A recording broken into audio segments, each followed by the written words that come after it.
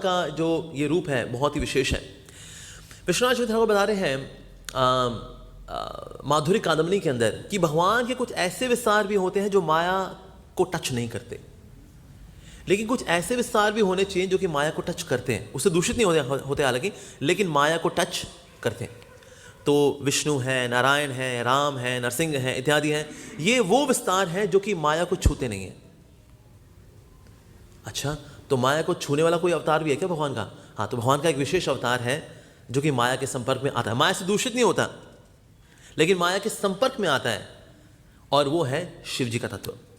तो माया तत्व बेसिकली क्या है? दैट इज दुर्गा देवी, पार्वती, दुर्गा देवी उनकी अधिष्ठात्री है। She is living.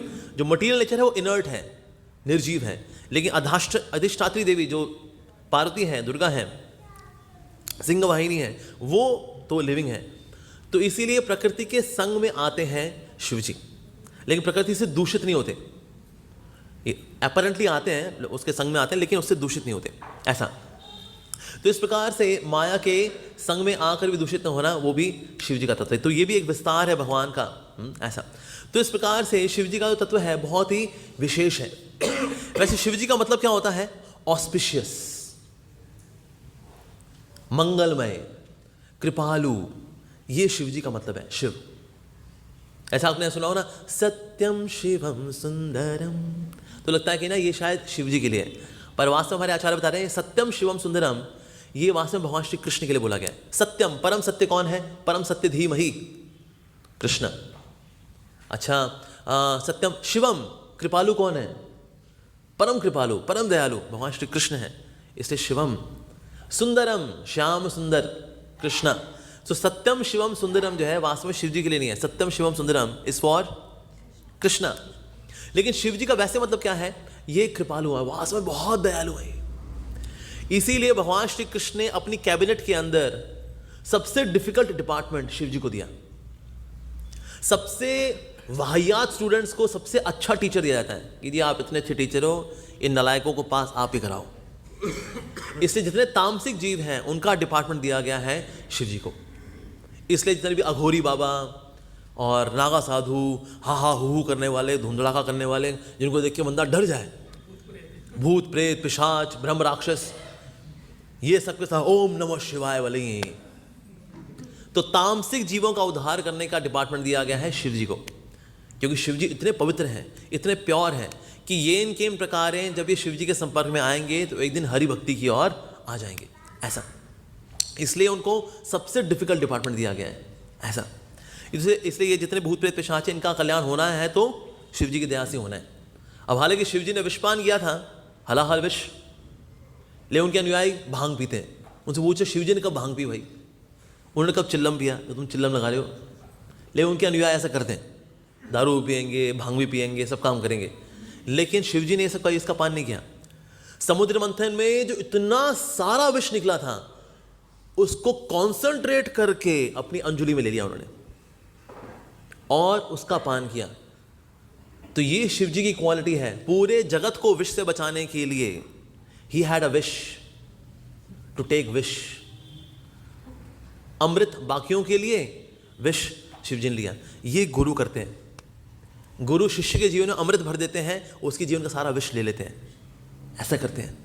तो इसीलिए जो शिव जी हैं वो भगवान के भक्त हैं और गुरु तत्व का कार्य करते हैं। विष ले लेते हैं, अमृत को कभी क्लेम नहीं करते कि सर मैंने वो विष पिया था ना, कुछ अमृत मेरे को मिलेगा ना। तो सबके जीवन में अमृत भरने वाले, खुद शिव विष का पान करने वाले वो हैं शिव जी, ऐसा। इसीलिए उनका नाम पड़ा नीलकंठ, कि शिव जी ने जो है विष का पान किया और उनके गला जो है वो नीले रंग का हो गया उस विष की वजह से। पर हमारे आचार्य कह रहे हैं कि ये तो एक्सटर्नल रीजन है। हलाहल विष की कोई औकात नहीं है कि शिव जी के गले को नीला कर दे अपने रंग से। हम लोग खाएं अगर हलाल तो हम नीले हो जाएंगे, कहते ये शरीर का नीला बढ़ेगा। तो क्या होगा सर, 1 मिलीग्राम इनको हमने हलाहल विष पराठे में मिला के खिलाया था, ओह तब भी नीले हो गए, ओहो। लेकिन शिव जी के साथ ऐसा नहीं है। तो शिव जी का भला गला नीला क्यों है, नीलकंठ क्यों है? तो हमारे आचार्य बता रहे क्योंकि एक नीलमणि भगवान श्री कृष्ण है जिनका नाम हमेशा उनके कंठ में रहता है, इसीलिए। क्योंकि वो कृष्ण का हमेशा नाम है, और कृष्ण और उनके नाम में, उनके और उनके रूप में कोई भेद नहीं है। तो कृष्ण कैसे हैं? नीलमणि, इसलिए उनका गला जो है इफल्जेंटली ब्लू है, नॉट जस्ट ब्लू, क्योंकि इफल्जेंटली ब्लू कौन है? कृष्ण। नीलमणि कृष्ण, उज्जवल नीलमणि कृष्ण, इसीलिए क्योंकि कृष्ण का नाम उन्होंने यहां रखा हुआ है, अदरवाइज विष की क्या औकात। और हलाहल विष ने उस वक्त क्या सोचा, कहते हैं अरे तो हमारा बहुत ही अच्छा कल्याण हो गया भाई, हालांकि शिव जी विष का पान कर रहे हैं, लेकिन मैं उनके गले में जा करके कृष्ण के दर्शन करूंगा। तो जैसे उन्होंने विष का पान किया तो शिव जी के संपर्क में आते ही पहली बात तो मिटिगेट हो गया, सारा शुद्ध हो गया। उसके बाद हलाहल विष को तार दिया। कैसे गया? क्योंकि उसने शिव जी के गले में कृष्ण के दर्शन कर लिए, क्योंकि कृष्ण का नाम हमेशा शिव जी के कंठ में है, इसलिए नीलकंठ है वो। नहीं तो विष क्या होता है कि वो विष डालेंगे उनका गला जो है फिर ट्रांसफॉर्म हो गया, फिर वो टॉक्सिफाई हो गया उनका गला। This belittles the glories of lord Shiva. तो शिव का तत्व इतना महान है। जो गंगा माई आज हम देख रहे हैं, जिसमें लोग आज स्नान करते हैं गंगा माई के अंदर, ये गंगा माई क्यों आई, कैसे आई? शिव जी की कृपा से आई है। नहीं तो वास्तव में भगवान जब वामन देव का जब चरण छुए, जब उनका अंगूठे ने भेद दिया ब्रह्मांड को, अब वहां से अभी गर्भोदक सागर का भी ये जो सारा जल है कारण सागर का अभी आ रहा है, तो भगवान के चरणों को धोता हुआ आ रहा है। और धोता हुआ है तो ब्रह्मा जी ने अपने कमंडलों में भी ले लिया, अरे भाई चरणामृत हमें भी चाहिए, उन्होंने भी चरणामृत ले लिया। जो हेमली प्लैनेट्स में जो देवी देवता थे उन्होंने भी चरणामृत ले लिया। अब इतना सारा अब ये चरणामृत आ रहा है। अब इसको लेकर कौन आ रहा है यहां पर? भगीरथ जी। लेकिन इसका वेग इतना तेज है कि अगर इसके वेग को कोई संभाले ना, अगर ये सीधे पृथ्वी पर अगर आती, अगर गंगा माई, पृथ्वी के चिथड़े उड़ जाते तो कोई, अब लेकिन इसको पृथ्वी पर लाए कैसे? ये इम्पॉसिबल टास्क करेगा कौन? सबने तो भाई हल्के हल्के कमंडलू लगाया आपने, कोई उसमें लेकिन गया नहीं, क्योंकि वेग इतना तेज है गंगा माई का। तो सबसे डिफिकल्ट टास्क किसको मिलेगा जी? इम्पॉसिबल टास्क करने के लिए है शिव जी। शिव जी ने कहा ठीक है, मैं आई टेक दिस टास्क, ये प्रोजेक्ट हम मेरे को दे दो जी। तो गंगा माई ने बोला, कहते शिव लेकिन मेरा प्रभाव बहुत तेज है, ब्रह्मांड में मैं ऐसा कोई लोक नहीं है इसमें अगर मैं गिर जाऊं उसके चीथड़े ना उड़ा दूं, इतना तेज वेग है मेरा। शिव ने कहा हाँ आई हैंडल, मैं सवाल लूंगा। Are you sure? Are you very sure? Shiv ने कहा 200% श्योर, 200%, कम देख लूंगा। तो गंगा माई जब आई, जैसे वो आई उन्होंने जटा बांध दी बस, और गंगा माई अंदर गई, एक बूंद बाहर नहीं। तो गंगा माई आ तो गई, वेग संभल तो गया, लेकिन भगीरथ जी भी उनके पुश्तों का उद्धार कैसे होगा? उसी के लिए तो आना था उनको कल्याण करने के लिए। तो ये प्रोजेक्ट सक्सेसफुल, ऑपरेशन फेल, अब क्या करें? कहते हैं शिव जी आपने धारण तो कर लिया है, लेकिन गंगा को रिलीज तो करें। कहते हैं लेकिन इसको रिलीज कर दिया ना सारी पृथ्वी बह जाएगी, इतना वेग है, इतना प्रवाह है, इतना वॉल्यूम है। तो शिव जी ने ऐसे एक लटा ऐसे निकाल दी अपनी बस, तो एक लटा जो ऐसे खोली उन्होंने, उससे जो गंगा निकली, वो ये गंगा जो हम देख रहे हैं, जो होती है ना हर की बॉडी में, कहते हैं बड़ा तेज प्रवाह है जी हर की बॉडी में, ये वो है जो शिव जी ने अपनी एक ऐसी जटा खोल दी, ये वो है। अगर पूरी जटा खोल दें तो हम बह जाए, पूरी दुनिया बह जाए, गंगा माई में बह जाए। तो इसीलिए 99.999999% जो गंगा माई है वो तो शिव जी ने अपने अंदर ही ले ली, क्योंकि मेरे प्रभु का चरणामृत है वो। वामन देव का चरण छुए ना, उनके चरण को धो के आ रही है, तो इसीलिए उनका चरणामृत को हम लेंगे अपने अंदर। लेकिन हाँ, इनका भी लोगों का कल्याण होना है, ठीक है। तो एक जटा ऐसे निकाल देते, जैसे माता में निकाल दें कभी, ऐसे एक जटा निकाल दें वाला। शिव जी के लिए इट वाज दैट इजी, कहते ये लो, तुम लोग भी ले लो, कुछ नहीं लो, ऐसे करो। That's the प्रोएस of lord Shiva. तो इसीलिए जगत कल्याण करने में शिव जी महाकृपालु हैं, वो बहुत दया करने वाले हैं। शिव जी जो कृपा करते हैं, हमारे आचार्य बताते हैं कि ना शिव जी की कृपा दो प्रकार की है, एक है सकपट कृपा, एक है निष्कपट कृपा। सकपट कृपा भी करते हैं, जो शिव जी को बताते हैं, अरे शिव जी भोले भंडारी, मैंने 16 सोमवार के व्रत रखे हैं, अच्छा पति दे दो, ये हो जाए, अच्छी पत्नी मिल जाए, क्योंकि खुद बहुत आइडियल गृहस्थ था। जय श्री रुक्मिणी द्वारकाधीश की जय, जगन्नाथ बलदेव सुभद्रा मैया की जय, श्री गिरिराज महाराज की जय, श्री गौनिताय की जय, श्री प्रभुपाद की जय, शिव जी की जय। तो शिव जी के पास कई लोग इसके लिए भी जाते हैं, भौतिक सुखों के लिए। अरे शिव जी कृपा कर दें जी, शिव जी कल्याण कर दे जी, अच्छा पति मिल जाए, अच्छी पत्नी मिल जाए, घर गृहस्थी हमारी अच्छी हो जाए, ऐश्वर्य वैभव हो जाए, प्रमोशन हो जाए, लड़का नहीं हो रहा लड़की हो जाए, लड़की नहीं हो रही लड़का हो जाए, कुछ हो जाए। तो इनको भी शिव जी बोलते हैं सकपट कृपा, तथास्तु। लेकिन शिव जी की जो है निष्कपट कृपा भी करते हैं। निष्कपट कृपा उनके ऊपर करते हैं जो कि शिव जी के पास जाते हैं शुद्ध भक्ति मांगने के लिए, और ये कृपा देने में उनको ज़्यादा अच्छा लगता है। इसीलिए जो भक्त हैं वो कभी मटीरियल ऑपुलेंस नहीं मांगते। श्रीमद् भागवतम के अंदर आ रहा है, ये बात पूछ रहे हैं परीक्षित महाराज, पूछ रहे हैं सुखदेव गोस्वामी से कि हम देखते हैं कि ना शिव जी के भक्त, भौतिक ऐश्वर्य बहुत होता है इन लोगों के पास, शिव जी के भक्तों के पास, लेकिन जो हरि के भक्त हैं ये भिखमंगे होते हैं, इनका पास कुछ होता ही नहीं है पास। ऐसा क्यों है?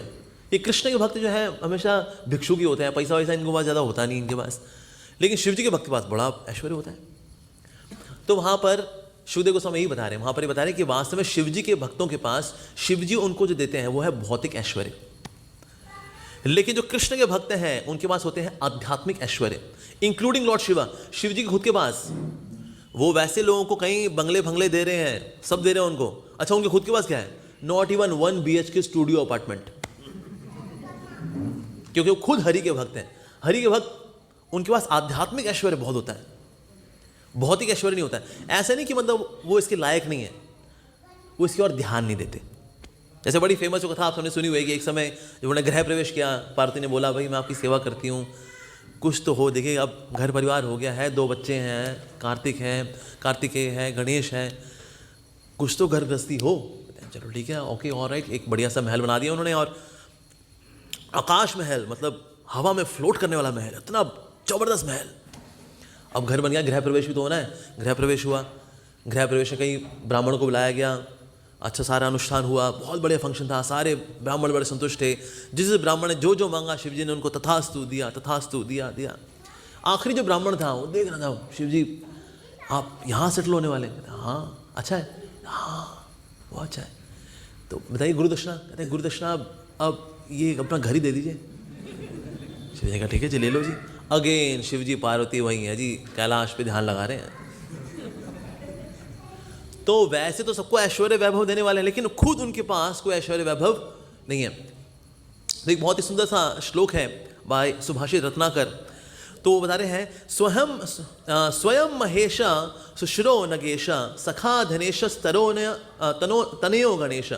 स्वयं महेश यानी कि महा ईश है ये तो, और सुरो नगेश यानी कि जो पर्वतों के राजा हैं वो इनके ससुर हैं, और सखा धनेश दोस्त कौन है इनके? कुबेर, वो इनके फ्रेंड हैं।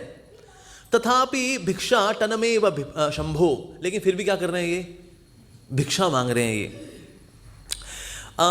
वलीयसी केवलम ईश्वरम इच्छा, लेकिन ऐसा क्यों कर रहे हैं वो? क्योंकि ऐसी ईश्वर की इच्छा है।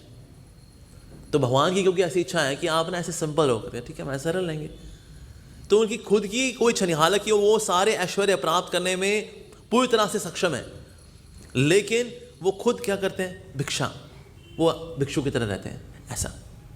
तो शिव जी खुद जो है उनके पास भौतिक ऐश्वर्य नहीं है, हालांकि हो सकता है उनके पास कैलाश धाम में बहुत ऐश्वर्य है, लेकिन वो किसी ऐश्वर्य से आसक्त नहीं है, बिल्कुल भी नहीं, नॉट एट ऑल। और जितने भी कठिन कार्य मिलते हैं, रेवोल्यूशनरी कार्य मिलते हैं, वो शिव जी को मिलते हैं। जैसे पहले के समय में क्या हुआ करता था, जितने भी देवी देवता थे ये सब के सब, सबका तिलक का एक ही स्टाइल था, उर्दू पुंड्रक। अब राक्षस देवताओं में जब युद्ध होना है, अब युद्ध हो जाए तो देवता लोग पहुंचे भगवान के पास, कहते प्रभु ये राक्षसों ने बहुत बुरा हाल करके रखा हुआ है, आप कुछ करिए ना। भगवान कहते ठीक है मैं सुदर्शन चक्र भेजता हूँ। सुदर्शन चक्र गया, उसने देखा ये उर्दू पुंड्रक लगा हुआ है राक्षसों के, वो वापस आ गया, यार सर ये तो काम नहीं हो पाएगा, ये उर्दू पुंड्रक लगा हुआ है इन लोगों के।